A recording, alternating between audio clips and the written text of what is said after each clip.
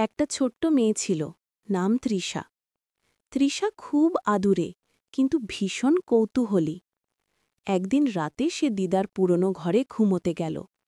ঘরে একটা পুরনো কাঠের আলমারি ছিল, যেটা কেউ অনেক বছর ধরে খুলে দেখেনি।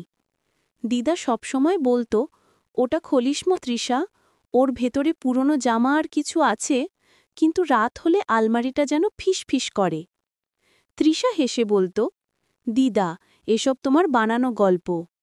কিন্তু সেদিন রাতে সবাই ঘুমিয়ে পড়ার পর সে হঠাৎ একটা শব্দ শুনল, খচ খচ।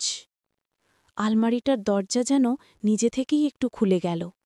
তৃষা ধীরে ধীরে উঠে গেল, বলল, কে আছে? কোনো উত্তর নেই, শুধু ভেতর থেকে একটা হাসির আওয়াজ, হি হি হি।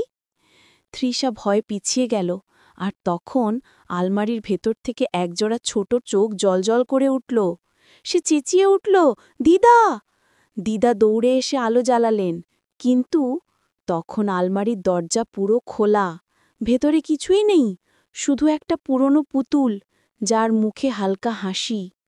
দিদা বললেন আস্তে, ওটা খলিস না তৃষা, ওটা দিদির শৈশবের পুতুল। ওর